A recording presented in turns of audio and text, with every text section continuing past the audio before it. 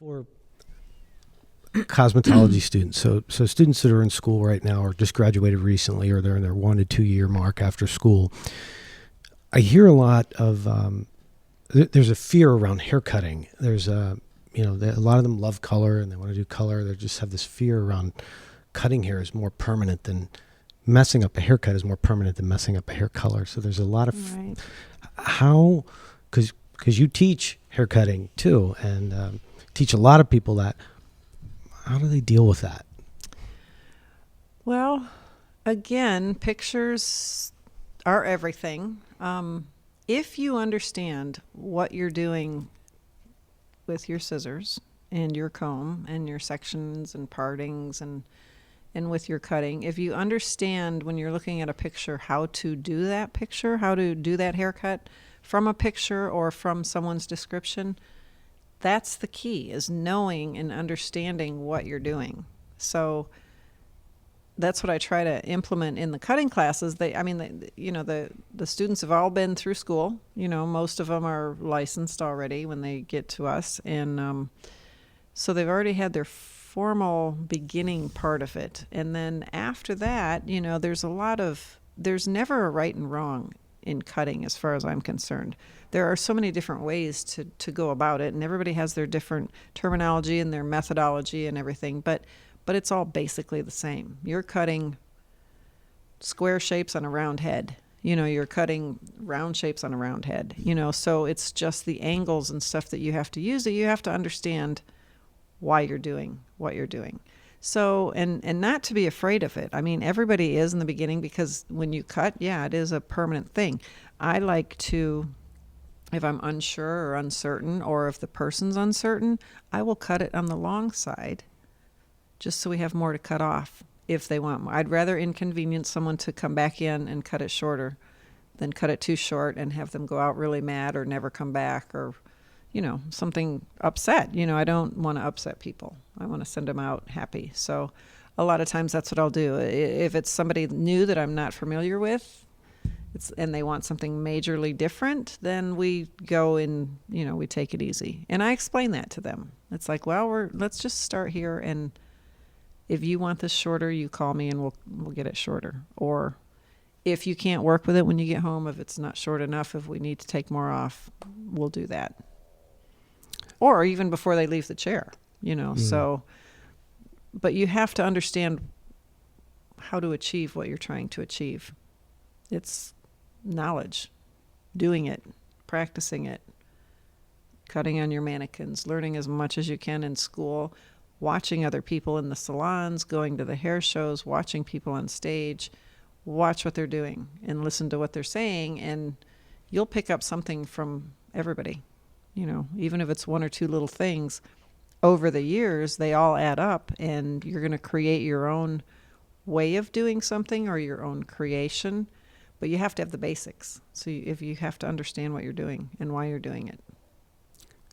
And I've heard you say this, that learning the different methods of a haircut, because different educators teach different methods, that learning them all, or learning as many as you can, and then creating from where you're at with those. So there's not one way where you say, oh, it has to be this way. I've heard you leave people that flexibility, like, it's just this way, only one way, only the Paul Mitchell way, or only the Vidal Sassoon way, or only the Robert way, or Synergy.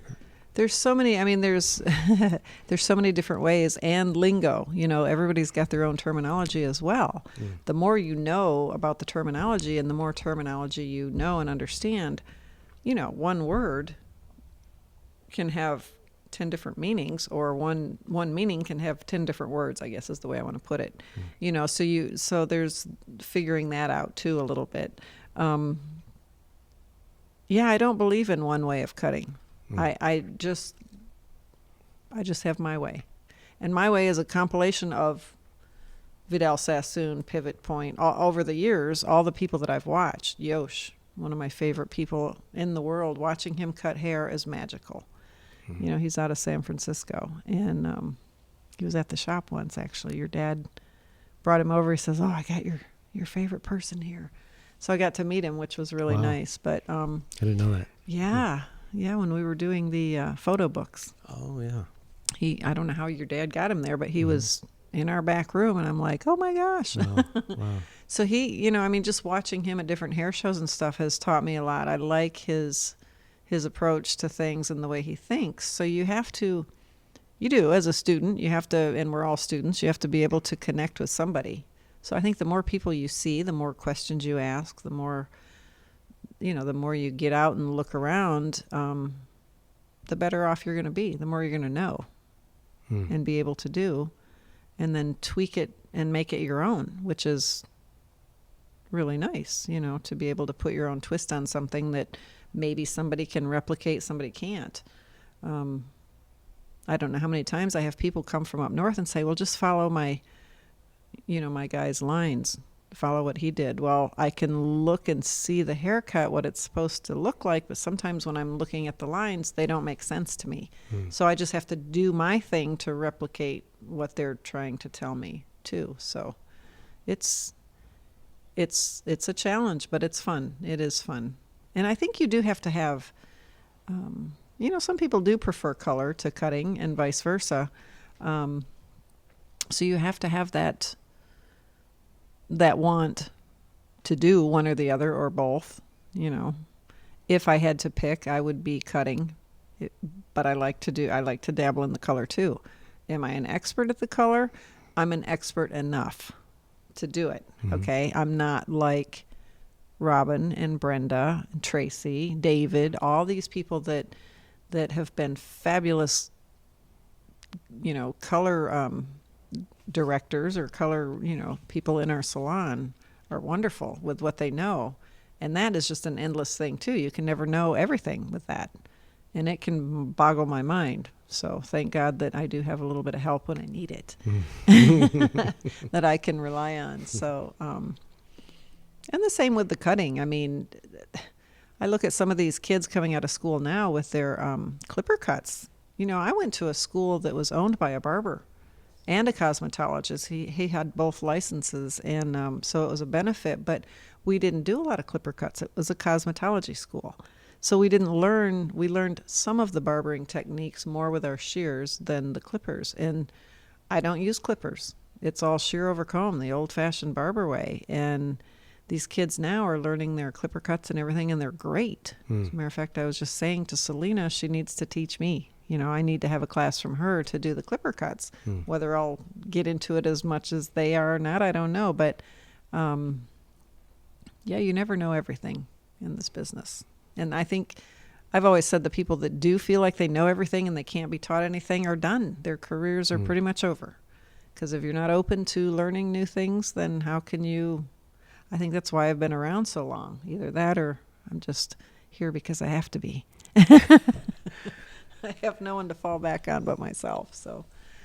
Yeah, well, your passion shows up differently because you unusually you continue to grow business-wise. You continue to be somebody who's been around that long in this business. Typically, there's a decline over time just because the passion or the cynicism gets too high, or the passion for what it was that got you there to begin with, and too much other stuff got in the way.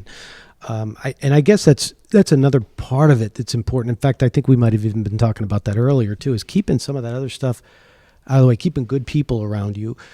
So, because when you're good, then you can fully create, invent, and your passion can come out all the way. Like you can create. And, it's one of the things that I think is so important about, I remember going back many years in our company alone, is seeing the fear and the worry of people in the summer, especially when we were slower, when the seasonality was much worse and we were strictly commission, and watching young mothers, worry about whether they were going to eat or pay the bills. It's very hard to be creative in that, with that emotional state, or if you don't know if you're going to have a place to live, and you're trying to be creative. They don't work together. So having a good, being in a good place, and I think you talked about, we were talking about that, like keeping the good people around you. That's so important, or not letting, keeping the ones that are toxic to you at a distance, or whoever that is, because It sometimes used to be really good at attracting toxic people. So I wondered why my life was a mess, because I always had sometimes had people that I was trying to fix or make better, and it just wasn't going to happen because that's just what was going on. Yeah, I can totally agree with you. I'm always feeling like I need to help and fix, and you don't. I mean, you can't always. So you can only do what you can do, and hopefully they'll just come on board. And it's a business where we can all share and help each other. And when that kind of harmony is happening in the salon, it is such a beautiful thing. Yeah. I mean, it is such a beautiful thing. And I think we do have a good teamwork, in the company throughout. We've got the 3 different salons, and they're all different personality. I can only speak from Bayfront because that's where I am, but I think we have a great group of people there. The clients, that they notice it. They notice when things are off as well. If there are some issues that are happening, which I don't like that to happen, but you can see that. So, and I think Bayfront, we have been exceptional over the years. And if somebody comes in that's not quite fitting in, they don't last. Yeah. It just doesn't work out. I think most people there consider themselves part of the family in a very short time because of the people that are there, because of the people that have been there and have worked. And, it's like building a patchwork quilt. You just keep adding the color and I don't mean hair color, I mean the colorful people and the lives and the things that you build and touch. And you and your family have done that, in my opinion, because it has to start somewhere. You have to have a foundation. And I think your mom and dad started that foundation of family and making everyone feel like family. And when you feel like family, it is a secure, safe feeling. So I think for the most part, we have that.